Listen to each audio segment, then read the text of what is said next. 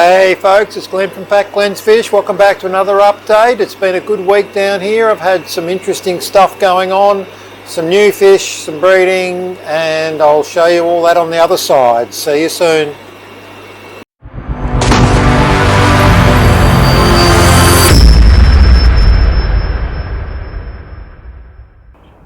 So this is what we've woken up to today in Hobart. I'm at work at the minute on morning tea break. It's 8:40 a.m. My phone says it's 4 degrees Celsius and it's absolutely friggin' cold out the back here. I'm not going to be out here very long. That's Mount Wellington over there in the distance. That's about 12 kilometres as the crow flies from my place, and we've got snow halfway down. That's I think the mountain's about 1,050 above sea level at the peak. We've had a real nasty overnight. It's a beautiful sight, and I breed my fish 12 k's from that, 42 degrees south latitude or longitude, whatever it is down here. So I'm probably the southernmost breeder in Australia doing it at any sort of a scale. Enough of that, I'm going in for my coffee and my muesli. It's been a good week down here, folks. It's bloody cold and miserable out there now, and I'm filming on a different camera tonight, so I hope it's going to work out. My fishies haven't seen me till just now all day, so they're hungry and they're looking for food. The developments this week finally got to this tank, which is what I've been talking about doing for a couple of weeks. This is a mixture of Tanganyikans and Malawis, although the Malawis aren't here for breeding just yet. The two Tanganyikan species primarily are the Callichromis macrops. The last couple of weeks you would have seen the giant volcano of sand in the front. We've messed that up a little bit, although it looks like someone's starting to rebuild it despite me putting some rocks back in different places. We had a success. We stripped a couple of macrops in the end, which we've got up here in a Zis box, and that was a mouthful that was fully formed when I stripped, and another mouthful that just needed a couple of days rolling around in a tub of an ice cream container with some air just to finish them off. So we got a nice result there. I think this is our dominant boy just in front here. He's not the most amazing macrops I've had. Unfortunately, I've had smaller fish with better colour, but we'll get there eventually. The other Tanganyikan I've got in here is often misdiagnosed in the Australian trade, as often happens with fix as a Victorian cichlid. It's not. It's a Tanganyikan. It's the Astartotilapia bertoni. They're a chunky little nugget of a fish that look for all the world like a Victorian, but also maybe behave a little bit like Tropheus. They can be a bit hectic and boisterous, but we love them nonetheless. And the third species in here is a Luanda peacock, a Lonacara Luanda species. We've got juveniles in here, and we've got some young males starting to colour. One in front here having a look at us. I've got a breeding pair of bigger fish of adults around the back, and that's a nice line, I believe, from a well-regarded breeder. So these juveniles are ones that I bred at the beginning of the year from my pair, and we're now getting close to having a good sized colony. The other exciting breeding thing that happened this week was we got into this tank, which is another mixture of 3 species, and I know people are going to be out there sort of banging on about the risk of hybridisation, and of course it's a risk running small tanks like this with 3 species, but I try and pick species that I believe are pretty unlikely to seek each other out as life partners. The first species we bred a number of was the Haplochroma species 35 tomato hap. We've got about 20 of those in here, 16 to 20 fish. Quite a striking male in front just here, as you can see. Beautiful colours, and these are smaller than, they're probably only 2/3, well, half to 2/3 of the adult size at this time. They'll get a fair bit bigger than this. But like a lot of the Africans, the prolific breeding phase is going to be that first year of breeding, and that's where I'm at now. So I'm pumping out quite a few of these. I've got a good number in a box down there that we pulled, and I haven't quite put them in a box as yet. The Mabuna species, I didn't get a result out of this week. These are the Pseudotropheus elongatus mapanga. I do love this fish. It's once again, as I often say, it's kind of a legacy fish that other people maybe don't bother with because they want to make more money. But these are a really nice, clean line, good example of the type, and it's one that I will persist with as long as I can find the energy. The third species we have in here might be a little bit harder to film. These are the Ramphichroma species Chillingali, and this is something I learned a little bit about last night. The Zis box in front here has a number of little juvies. So we had a successful strip yesterday. We've probably pulled 25 fry out of a female that had fully formed, and I also got a batch of eggs. These are terrible to work with. They spit their eggs out. If you just look at them, basically they're hard to harvest, and you've got to be ready and on your game with a good net. Unfortunately, they're not the easiest fish to film. I might just hit pause and I'll grab some food and see if I can bring them out. Okay, so I've just dropped in a little bit of food.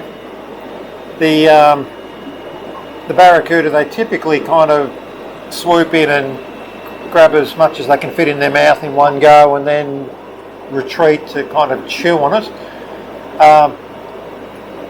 What's interesting about this species, and I believe this originates back to Smith's Aquarium up in Brisbane. The Chillingali label, it doesn't come up in the list of typical Ramphichroma species as an approved and recognised species. You'll find ecox and macrothalmus and a couple of the other variants.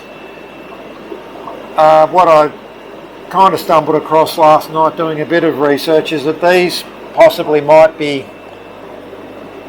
have been identified from a satellite lake or a dam that's associated with the whole Lake Malawi system. So they might be something else, is what I'm trying to get at long term. I just wish I could get a good bit of footage of one, because they're not easy to film. We've got one in the background there. Like I said, their feeding habit makes them a bit hard to get good footage of. I've only got 5 breeders in the tank, and they're a fun fish. They're not amazing for colour, but they're certainly amazing for a different body shape, and they're kind of goofy. They I've got some juveniles around the back from a previous breed that are the first fish up for feed, a bit like you would get with guppies. They're fun when they're little.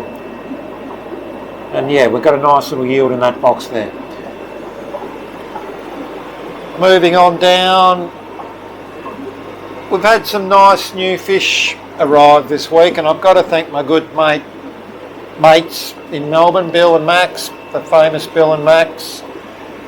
I go back a fair way with these boys now, and we've helped each other out over the journey, and it's always nice to get some new and exciting fish. For the third week in a row, we're looking at these Anantiopus melanogenes Chatuta black chins, where we worked out that the 5 big fish that I have are all going to be males, and therefore I'm kind of stuck for breeding. Now thankfully Max had bred a few and had some juveniles to offer me, and so we've now got some smaller fish which, interestingly, once they sort of drop to the sand, they are pretty hard to find, so the camouflage is quite effective. We ordered 5, or Max sent 5. Unfortunately, one kind of didn't take the travel so well, but the other 4 have pulled up real nice, and now we're going to try and get them fed and get them to catch up. And it's interesting watching the behaviour, because we've got dominant males of the bigger fish at either end as before, and a couple in the middle that are just staying out of harm's way, and then these 4 little juveniles are now sort of sitting in the middle. So nice fish, and we wait and see. Hopefully there's some girls there. Down here is another new addition, and this one's a bill special. 2 species in here, in fact, that are new. And if you remember last week, I spoke of setting this tank up for something special that was coming, and I still got something special that came, but it didn't come in the form we sort of banked on. So this project went a little bit sideways. What we're looking at here, apart from the marble peacocks that we set up last week, are some juvenile Stenochromis horii. So the smallest fish down the bottom. This is a mouth-brooding Tanganyikan cichlid. They're as cool as all get out. Hard work in terms of quite an aggressive little fish. They behave very much like a Malawi Mabuna type. They're pretty full on. They're also a little bit touchy. You've got to be careful the way you feed them. I think they can bloat easily, so small food in little amounts. But they'll breed at a quite small size. So even at this size here, apparently Bill reckoned he saw a mouthful in one of them when he sent. So they're a fun thing that we're going to watch grow up. And up in the midwater here, we've got a small group of Ophthalmotilapia ventralis Campimbwe, which these are the orange caps. So I think there's 9 fish in total there. They're a little bit small to get a good beat on how they're going to turn out. Cap-wise, we can see a couple of males already, just from the size and the basic background of the colour starting to change over. So that's another one that's real nice to have back. This is a Max special here. Max's hard work has allowed me some access to some beautiful juvenile Lamprologus ocellatus. These are the blue guys. Now these fish we're looking at here are 2 to 2.5 centimetres long, and yet we're already seeing a crap ton of attitude here. It looks like we've got a boy and There's 4 fish that came from Max in this tank, which is 90 centimetres long by 20 deep and 30 tall. 3 of them have ended up down one end. My usual approach to pairing cichlids and such is to give them good habitat at either end and sort of watch what happens. We've got 3 down one end here, and despite the feisty, I think this probably looks like a trio, male to 2 females at this one end. So that's going to give me a pretty good shout at getting a breeding result here.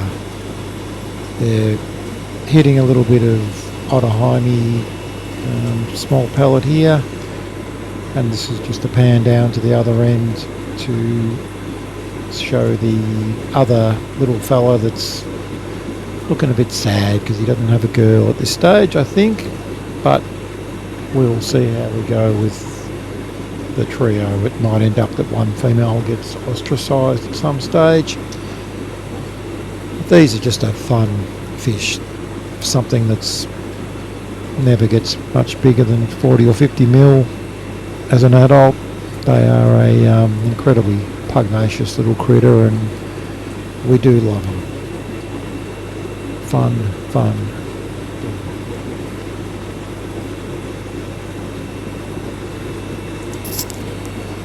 This footage was taken on maybe Tuesday night. These came in last Monday. Now we're looking at back to bill. This is a bill special. These are some otopharynx lithobates. This is the black orange dorsal variant. These 10 fish here are at sort of about the 5 centimetre mark, and we can see some fish here that are clearly going to go male. They're nowhere near full colour yet, but there's aspects of colour coming through, and these are only housed in a shamefully small aquarium at the minute until I can get them out into a targeted sort of setup for hopefully some breeding. As always with the Malawis, if you're starting to see colour, they might not be too far from with the breeding, so can't wait to pad them out into a better biotope. But they're on the tucker and all good. And we're going to end up today's show with these beautiful fish from Bill. This was the breeding project that I alluded to earlier that didn't go to plan in terms of shipping, but I was hoping to get a adult pair of these from Bill. This is the Lepidio lamprologus nakamba, or Kendali nakamba. These are a Tanganyikan predatory bottom dwelling sort of cichlid. They're absolutely spectacular, and because the big ones didn't work out, Bill sent me some beautiful juveniles, and what that's going to allow me to do, if anyone out there is listening from the New South Wales Cichlid Society, get along to the raffle and AGM on the 2nd of August this year, because I'm going to be sending 4 of these up in a bag to go into the raffle as a potential win for you. These are a pretty hard to find fish in the country from a Tanganyikan point of view, so get along and give yourself the best shot. That'll do me for today, folks. Thanks for watching. We'll see you next Sunday. Bye for now.